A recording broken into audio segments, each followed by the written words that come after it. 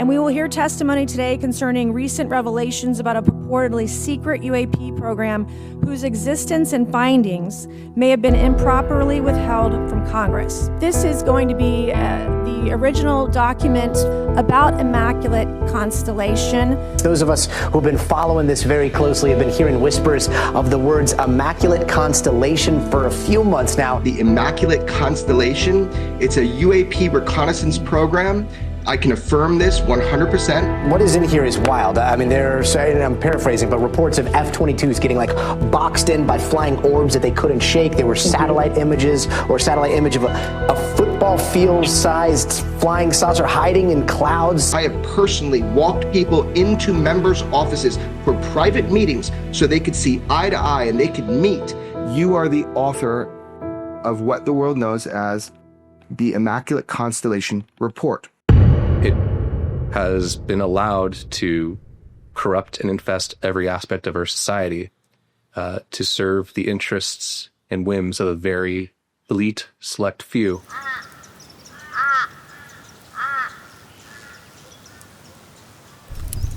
The following is an interview with the author of the Immaculate Constellation Report that was submitted into congressional record. Is it ironic you have to put your face out with us to protect yourself at this point? That's what we're doing, right? Yeah. That's what we're doing. This is absolutely what I did not want to do. You've worked in secret programs. You've got clearances. You've made oaths that you would keep secrets. Let's talk about secrecy and the UAP topic. Shouldn't it be secret to some degree? I mean, we have, there's a race for the technology to try to understand it. We have adversary nations who'd love to get it ahead of us. Why not keep this stuff secret?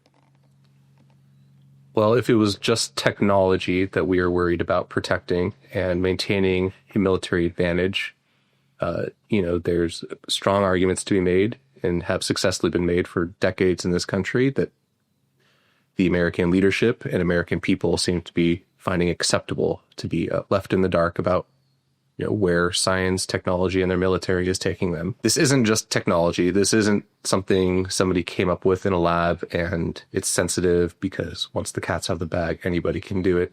Fundamentally, this comes from and is secondary to what we've been told is the biggest question, which is humanity alone? The answer is no. And the secrecy that has been defended is at the cost of, in my mind, human dignity, freedom, and progress. And it is no longer permissible or acceptable in my mind to continue this course, to deprive another generation of not just Americans, but humanity of their birthright to know who they are, where they came from, and what's with us. Can you give us a general description of the size of the secrecy apparatus? We're going to drill down into this, of course, about ImCon, in one particular facet of the secrecy that you came across and other parts of it. But how big of a secrecy apparatus is it? How many stovepipes are there? How many people are involved in different ways of keeping this secret, confusing the public, lying to Congress, lying to the world?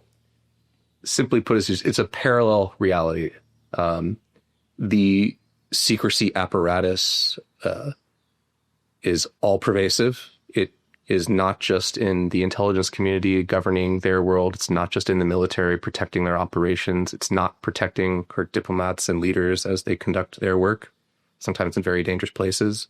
It has been allowed to corrupt and infest every aspect of our society to serve the interests and whims of a very elite, select few. And it's been used to intimidate, threaten, destroy the lives of people like yourselves who have been doing their job, keeping their oaths, trying to protect their country, being true to humanity, and have paid prices for it. Absolutely. This has been a difficult process for you, for me and you, kind of going through this. I've seen what you've gone through personally with this. You're taking a personal hit, like a painful risk, just talking to us, just doing this finally after all this time. I think I understand why. You're explaining something philosophical, what you believe about the secrecy, just personally. Like, what is the step for you to do this? Like, why? I need to understand why. Why are you telling this to everybody Now.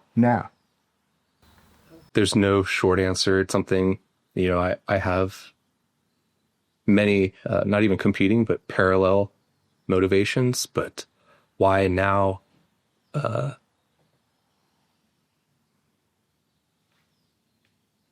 Look out at the world. Look inside our country. We are not headed to a good future. You're concerned. I am. Explain the concern. Ultimately, my biggest fear is what humanity will do to itself out of fear and greed, and what we have done. And we have built a prison around ourselves. It's invisible, but it's not complete. And there is still time to maybe alter our trajectory, have a different future. May not be the best one that we had hoped for, but it's going to be damn sight better than what they have planned for us. There's no going back after you tell us this on camera. We had this conversation. This is it. This is the line in the sand. You're about to cross over here. Absolutely. I am, on a personal level, giving up the future that I made for myself and was going to try to make for a family. I'm proud of what I accomplished in my time in government, and it's painful to leave the good people there and to know that there really isn't room for people to act according to their conscience and our constitutional ideals on the inside. Is it your belief, based on materials, things that you've been exposed to, that you've seen, people you've talked to and communicated with over a period of a couple of years, is it your belief that the technology, the race for the technology, the understanding of the big secret is entirely in the hands of people outside the government and not for the benefit of the public or to protect American national security? It's in some other realm, in some other hands. I think it's a mix. I think our military, has a long historic involvement in this. So does our intelligence community and our scientific academic community. We have, as a country, allowed ourselves to be penetrated, co-opted, and corrupted by an internationalist force that serves their interests and views nations, peoples as tools and means to an end. Like a business cabal, international corporations that have no loyalty to any nation, let alone this one. That's a large part of it. I think we have to go above that too, to start to explain the degree of the level of deception and the level of commitment they've had to maintaining that deception. It's above just monetary gain and power. They're afraid. George and I have talked about whistleblowers that come to us and we protect them. We don't often report on when people come to us. We're doing this now. What are the repercussions? People talk about whistleblowers being afraid. And there's one set of being afraid, which is when you're squeezed by outside entities, that are fucking with you, which has happened to you. And we'll talk about that. But what are the legal implications of what you're about to talk to us today? Tell me the gravity right now. What are you facing? I want our audience to understand what it means for you to talk to us right now. What could happen to you? My hope is that the stakes are not paid out, but they are life imprisonment and the possibility of execution. And you've tried all the right ways. I've helped you on some of it. You have tried all the right ways to do this, but you have something much bigger that is pushing on you, that you have to take this next step forward. And so now I just want people to understand where you're coming from. When we say we protect whistleblowers, when people come to us, not everybody goes on camera, but also just you work currently in Department of State, but maybe he should tell us his history. Yeah, let's do chronological. So you got a degree in what? So I got a degree in international affairs, came out to DC, started working in a small think tank. From there, I applied to and was accepted to a intelligence agency. ended up taking a job at the Pentagon, basically waiting for the right opportunity for that world to pop up. Which when it did, I was having too much fun, so I said no. You're in the Pentagon. Weapons of mass destruction is a general umbrella under which you're working. You got a security clearance at that point? Yeah, I had been cleared by DIA for a top secret SCI clearance. You get to see, I guess, firsthand all this different information that comes in from all over these places, different platforms, right? Mm-hmm. You're exposed to that, and you get an idea of just how big that apparatus is. Yes, absolutely. UFOs and aliens aside, it's a different world without anything exotic in it when you are exposed to that information and learning over time, not just from the intelligence, but the experiences of the people around you, because not everything that's true and has happened in the world is written down on paper. I mean, you're given a lot of roles and responsibilities that gives you access to very sensitive information. When you said SCI, that's secret compartmentalized information is the acronym. Sensitive compartmentalized information. I always... Yeah, it's probably right. Yeah. So you know better than me, but I'm just saying, you are a sane human being.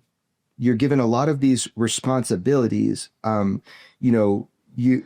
just think it's important for people to understand. So you have access to very critical information through the United States government. They're separate from the UFOs and the alien, topic that we're going to talk about. For the world. For the world. The U.S. and the world. Yes. And that weighs heavy on you, I'm sure. Like you're really looking to defend the United States of America where you live, and you are looking at information that is just highly sensitive. I think it's important for people to know. Good people like you doing great jobs in there. You had access and responsibilities. People trust you. That's you can't get there without that. It is it's a very burdensome role. I feel deeply for the people who have been there for many years. There's a lot of hidden suffering that comes from it, but it is I thought it was a noble and good mission. I still do. And risks. I imagine there's all kinds of information that comes across your desk and that desk of other people you're working with at that point about weapons of mass destruction, the movement of nuclear weapons, or suddenly material that disappears and where did it go? Black market, biological weapons research, things that are going on around the world that we need to keep an eye on, right? Yeah. And things that never make the news. You're absolutely right. Yeah. There is, like I said, there is there's many worlds, there's many shells to our reality that the public, including our professional media class, our professional academic class, our political class, has absolutely no idea exists. And if they do have an idea, they have a very distorted one, sometimes intentionally so. I mean, you're not like some secret agent. You're not like some CIA secret agent. So people understand when you're working at the Pentagon is where we're at in the thing. I mean, we have a lot of great people that are bright-minded, working on these problems for the United States, keeping the United States safe, looking at geopolitical aspects of nuclear weaponry, that kind of thing. But just to be clear, I mean, you're not like some secret agent with more access than anybody else or anything like that. No, I never wanted to be a field officer. I danced with the idea in my dreams maybe and read the books, but I knew that wasn't for me, especially the task and the cost of befriending and manipulating and ultimately using people. I don't think I would have been very good at that. Like human intelligence. Correct. And false friendship. Exactly. Yeah. Does that stuff come across your desk? Human intelligence, signals intelligence regarding weapons of mass destruction? All sources intelligent. All sources of intelligence. And if there are questions, you can go ask them and usually get the answers. And the kinds of things that you see that come across your desk, does it give you pause? How am I going to sleep tonight knowing that this XYZ is going on somewhere? At times when they think, holy crap, how did this happen? Everyone has like their different standard of what's going to, shake them like that. And I've definitely had a few of those. I won't share them, but. Yeah, but I mean, just with security, for national security kind of stuff. Right. Stuff unrelated to exotic things that are very. Just world out there. Mm-hmm. Okay, you're there for a while. You do that for how many years? Oh, see, I was in there a little over 4 years, but I was in the Pentagon a little over 5 because I moved out out of there briefly into the Undersecretary of Defense for Intelligence and a smaller office in there. We've heard of that office. We have heard of that office. Was it a different sort of work or the same thing, just for a different boss? Same field, different work, different boss, different community. So you're working for a contractor, but you're working at the Pentagon on business, and that's sort of a model that is used for all kinds of programs, right? Yeah, that's the industry in DC. Is that to have a buffer of some sort? Why is that necessary? Well, you have government management, and they're supposed to be the ones that, they sign the checks, make the final decisions, but yet most of the staff is contractors, military people on detail, people on fellowships from, either think tanks or universities. So you get to be familiar with stovepipes and how, you could be working on this and the guy may be in the office next to you or the desk next to you is working on something else and you don't know what they're working on. Yeah, I mean, it can be that way. My experience was more that we had a team. It was all more or less on the same information level, but then there'd be other teams that, they have their own. So it's not quite as isolated. I've heard from others, it can be just, it's you and no one else around you knows what you're doing. You got a company, it's a contractor that's working there in the Pentagon. How much oversight is there from the actual Pentagon, the military, of a contractor's work? Well, I mean, the day-to-day is overseen by the government. So in that sense, it's there. And is that generally true for all the contractor programs that we'll be getting into later? That somebody in the military or IC is looking at what that contractor does? No, I couldn't say. Right? Yeah, I could not say. We got the 1 degree, and then you went on to try to get a master's. Yeah, I went to George Washington University, Master's of Security Policy Study. Got to the point where I had a thesis to submit, and then I started working at the Pentagon. Took a break and kind of got caught up in the churn, as the term is. Right. I'm curious about just what it's like to work at the Pentagon. I mean, to think you're driving to work. There it is, the heart and soul of the national security of our country. You're doing important work, weapons of mass destruction in the biggest office building in the world. I would think there'd be a lot of satisfaction in that. But I wonder what day-to-day is like. Are you under surveillance? Do you have to do polygraphs? Can you tell your wife what you're doing?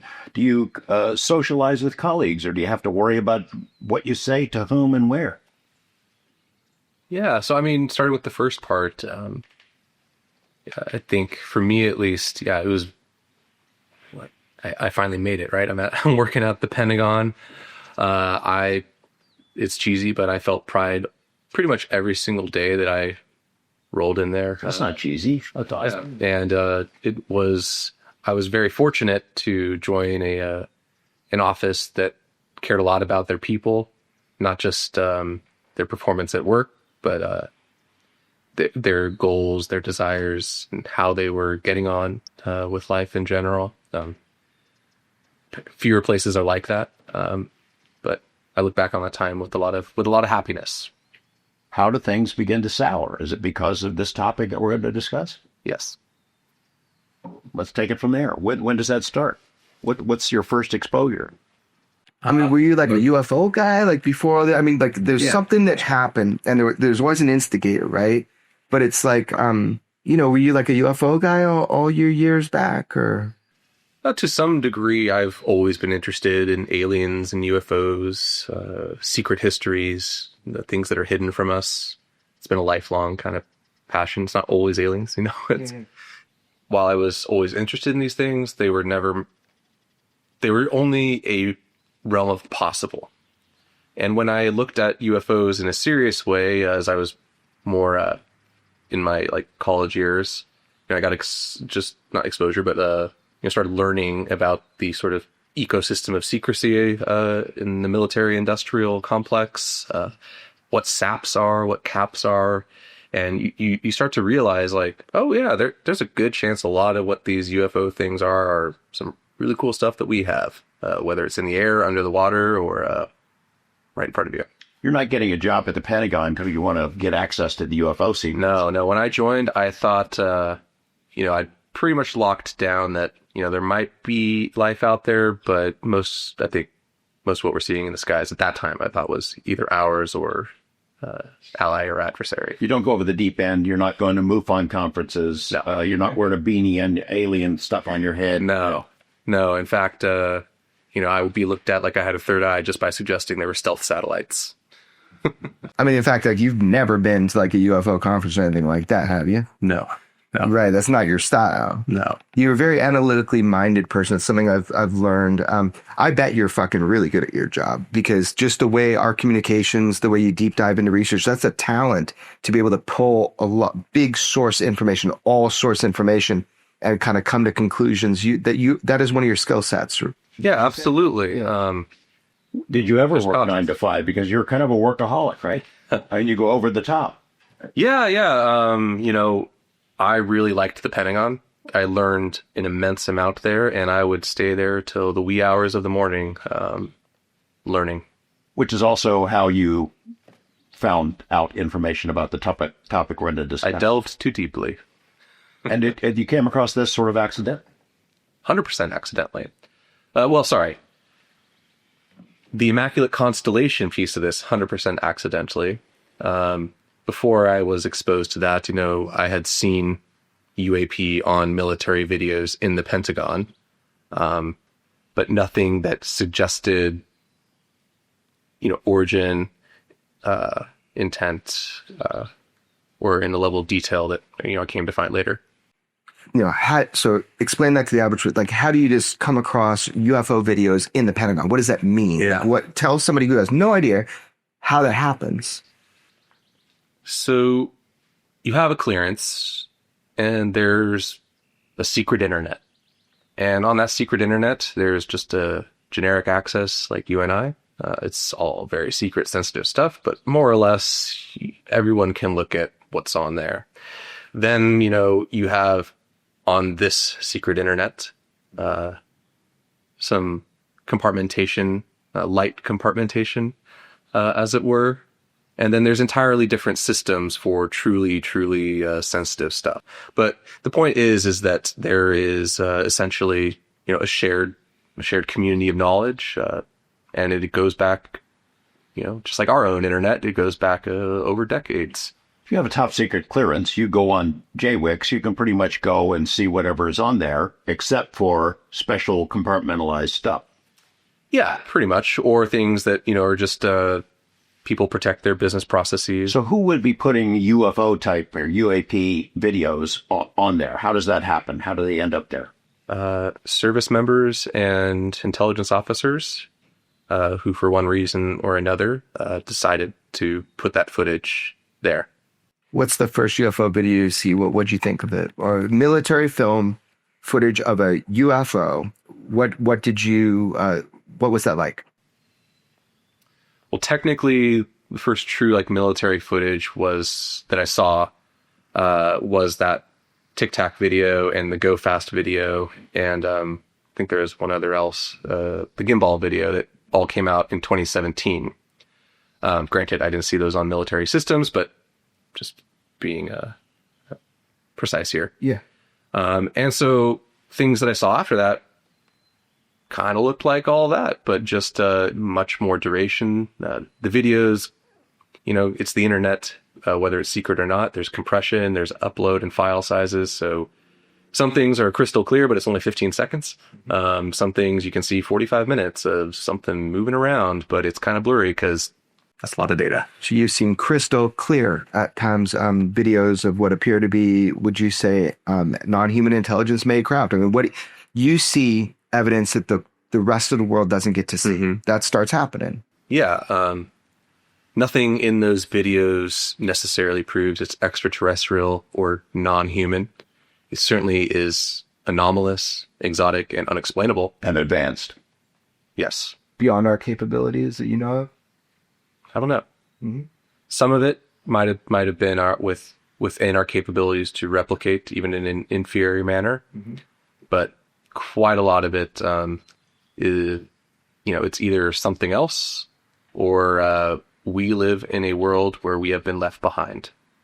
2017, these stories come out, New York Times and other media. The videos become known. That sparks your curiosity and you start looking around for that kind of stuff? Or it would just come across your desk and in front of your eyes naturally. Yeah, so not looking for that stuff. Did you have access to live feeds? Yes. So live feeds, real time, you could go into like a Reaper drone and see if there's something going on. Just, I mean, not that you're specifically looking for UFOs, but you had access even to live feeds.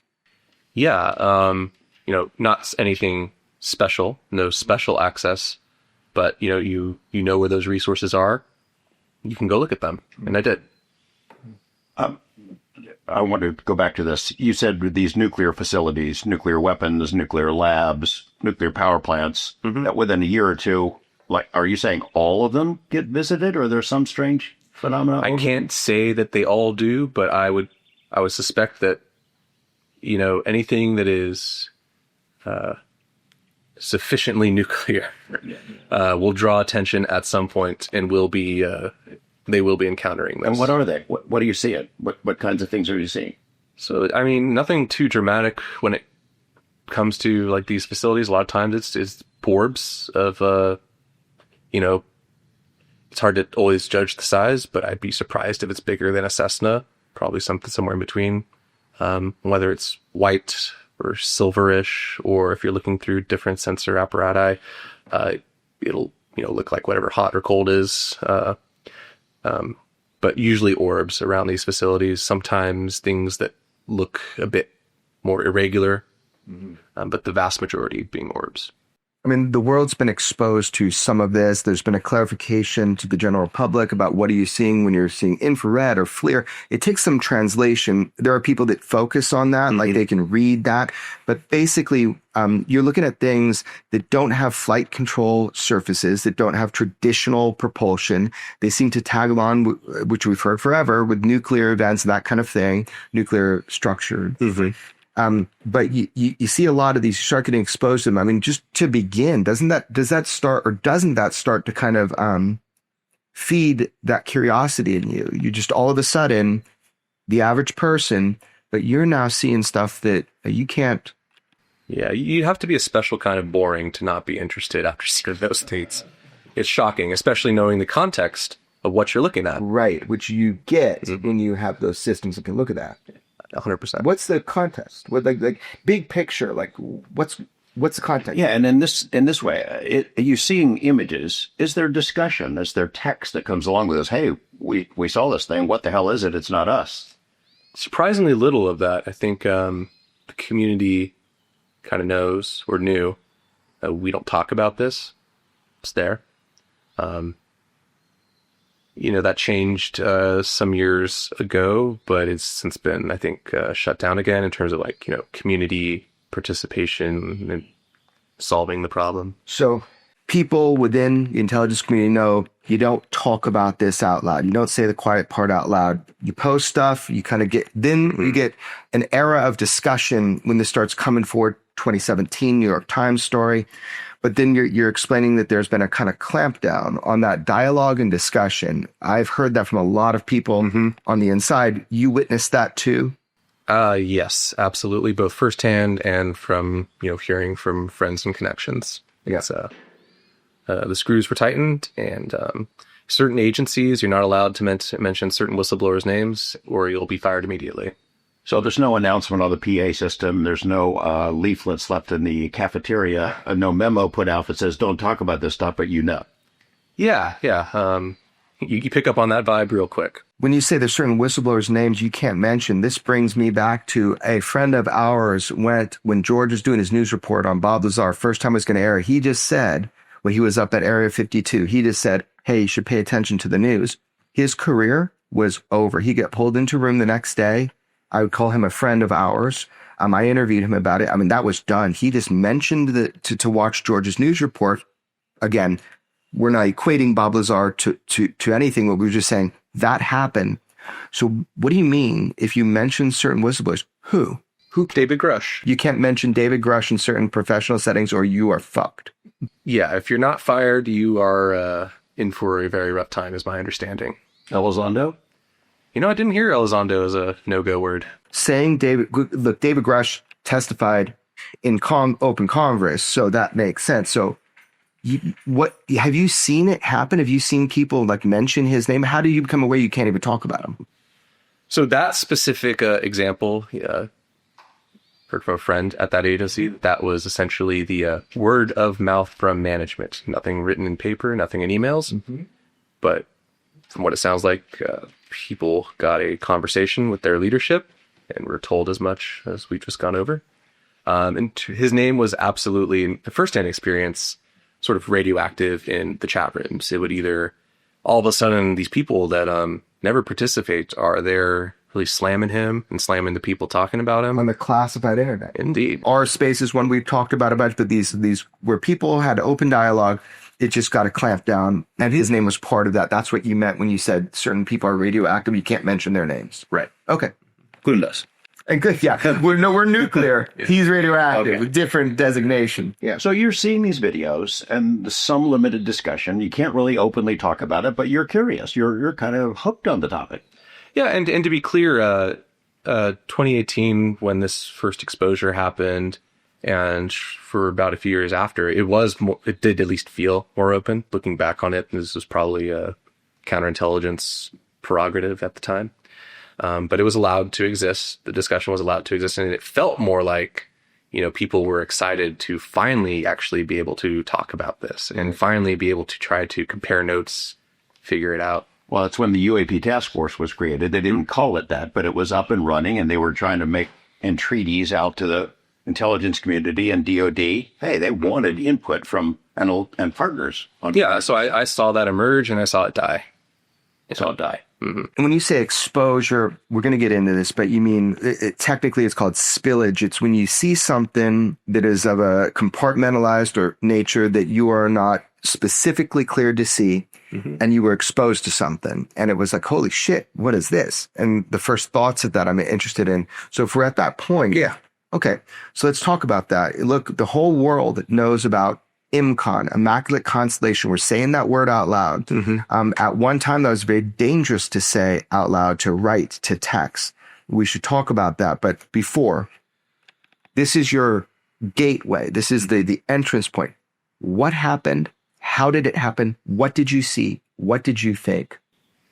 Yeah, so the first exposure, or the exposure to Immaculate Constellation, happened on a shared server that was shared by all the offices in OSD.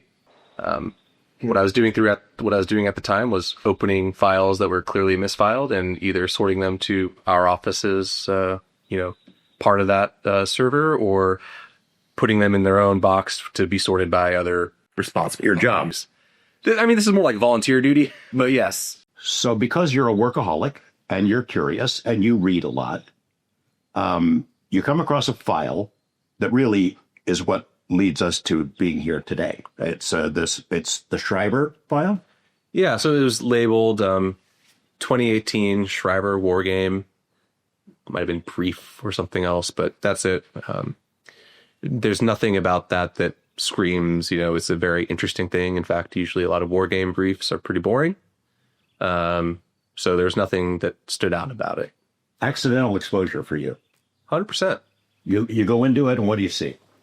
There's just a generic title slide. There's a banner without classification markings that just says Immaculate Constellation. And it has a placeholder slide that shows like the Shriever Air Base logo and some logos of the units involved. But at that time, I believe it would have still been like Air Force Space Command adjacent. So still nothing particularly stunning. I think the name at the top, probably just the name of the exercise. So the next slide, though, is where it gets interesting. Because the face of Lou Elizondo is on that next slide, and I was not who I was expecting to see, and it was accompanied by text to summarize. Please have some grace with me. It's been 7 years, but it was saying that Immaculate Constellation is an unacknowledged special access program established after the exposure of ATIP in 2017 by former USDI officer Lou Elizondo. And that's the gist of that first slide. And so I'm looking at that, and nothing particularly convincing that that's alien related or what the SAP is or what it's doing. So I don't know what to make of this. So I read the whole thing.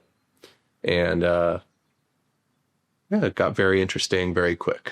So it's designated a SAP. You know this is a SAP. It's sitting on a server maybe it shouldn't be on. Correct. Right. So I think that's important. And also it seems like it's just a response to the public spillage or exposure that we saw come forward with people like, and specifically Lou Elizondo. This was like an internal classified response to the fact, oh shit, some of this is out now. Yeah, that's exactly the tone of those words, of that slide. That's the implied order of events that led to it being established. So it was like 2018, maybe. Yeah, the file was at least last accessed in 2018. I can't remember if it did say, the file creation date or if I looked it up, but I know it was last accessed. Can you see who's accessed it prior to you? I can. And what did you see? So everyone says that I'm wrong and it's impossible, but the name I recall and recalled at the time thinking, oh, that's odd, was Name redacted. And did you know who that was? Vaguely. At that time, people are considered superstars in leadership circles, so you just hear names like that. And that's what her name was. Why would that be impossible? Why are people now in retrospect, why are people telling you that would be impossible? Oh, she wasn't at the Pentagon then. Mm-hmm. Where was she? She was at the Pentagon, to my knowledge, but they're saying she wasn't there. Right. Interesting. All right. So Shriever Wargames, you keep reading. There's a big slide with Lou Elizondo's face on it. What comes next? I mean, you get a sense that I shouldn't be able to read this here. No, not yet, actually. No. To be clear, at that point in time, I had no formal training in what SAPs were. There was no SAP marking on this, just a name, Immaculate Constellation. The opening slide, we would call it improperly labeled, improperly classified. What was it? What did it show? So the next slide, the third slide about, just jumps straight into the mission of the SAP and showing what apparently the results of that mission are. And it's a collection incident in the Pacific Ocean. The subject of collection is several Russian naval intelligence vessels in the middle of the ocean at night. And above those vessels is a large black triangle floating in the air. This is a still image, but it is color. Okay, so that's the first kind of event, but what was the mission? What was the mission? That's what people want to know, is what was the mission of Immaculate Constellation as described in the product? So in the product itself, you had to piece together the mission by reading the whole thing and kind of putting together the parts. It never spelled out fully, like as it should, the mission of the SAP. And I assume that's because this is a type of brief where there will be inserts to the deck, which would be inserted by the SAP control officer during the briefing that would provide another level of detail. But based on the information included in there and its description, the mission becomes apparent. And that is a bare minimum. It's the intelligence, surveillance, and reconnaissance mission of a global nature for UAPs and RVs, ARVs. The hesitation there is some time has passed. One of those acronyms is in there, either RV or ARV, and that is how the triangle, in this case, was labeled. It's been 7 years, so as you're reading through this and that you're remembering RV or ARV just for our audience. So RV is, reverse reproduction vehicle. Yeah. And the ARV would mean alien, anomalous reproduction. We see, people in the literature say alien reproduction vehicle. It could just be anomalous, advanced, or advanced. It could be anything that can go after A. So you don't know what that is. But I don't. This is a pretty interesting image here. It is. Right? And then the text that accompanies it describes the incident. And what can you tell us about it? The summary of that is just how it unfolded. I should actually back up and say the image itself was unique. This isn't by a plane or a satellite. It looks to be a image pretty close to the waterline.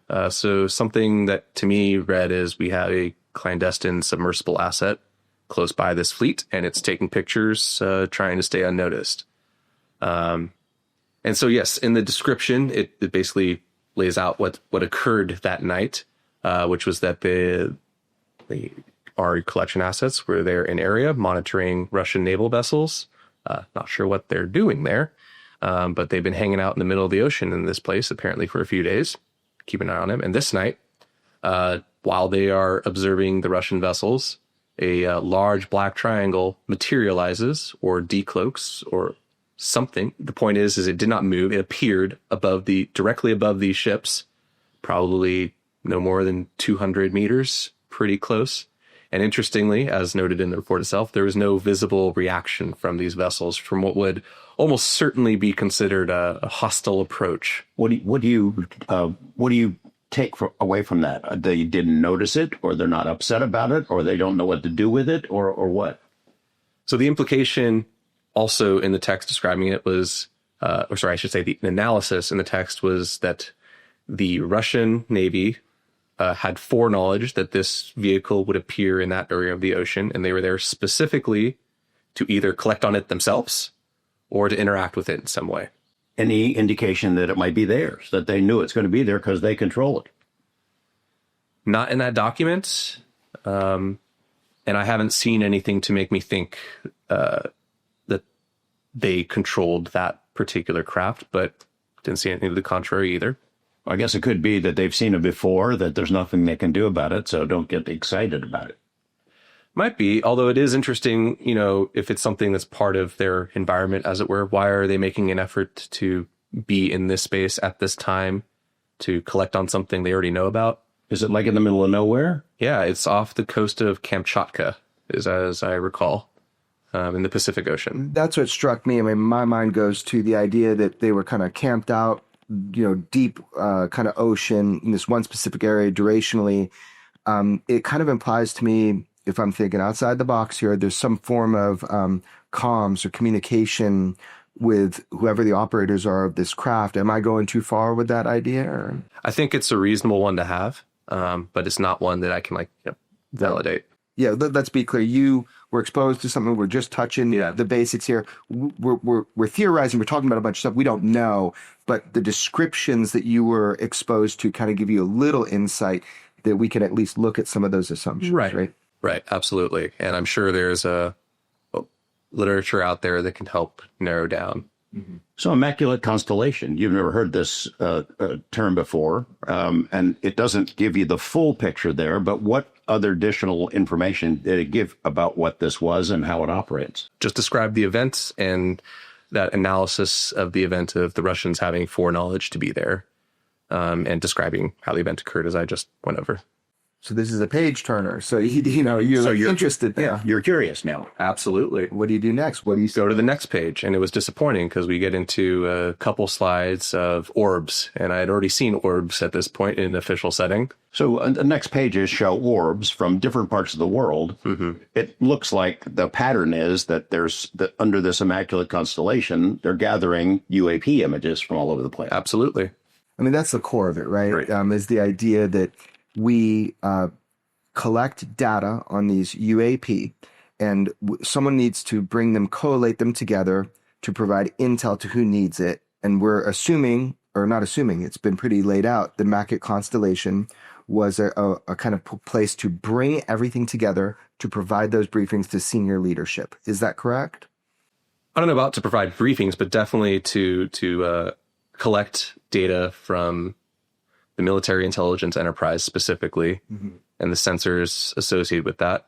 And yes, to collect that data, centralize it, and have it there for presumably both analysis and, operational needs. Mm-hmm. The Shriever Wargames document with the images, 12 pages, 15 pages, somewhere in there? Yeah, I'd say, 12 to 15, but probably more like 12. And is that the only document you ever saw where the term Immaculate Constellation was used? Until I wrote one, yeah. We'll get into that. But instead of go through people will be so curious. So what comes on the fourth page? Talk us through the pages. Just go ahead. On the next episode of Weaponized. When I was in USDI, I read the transcripts of Sean Kirkpatrick briefing Senator Rubio, Senator Warren, and Senator Gillibrand on the results of his investigation in his congressionally tasked Arrow report. I read these transcripts once.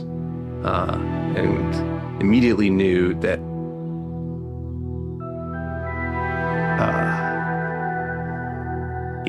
veiled threat? No, I knew that I was now something else. I had inside knowledge into the deception of our government by elements of our intelligence community.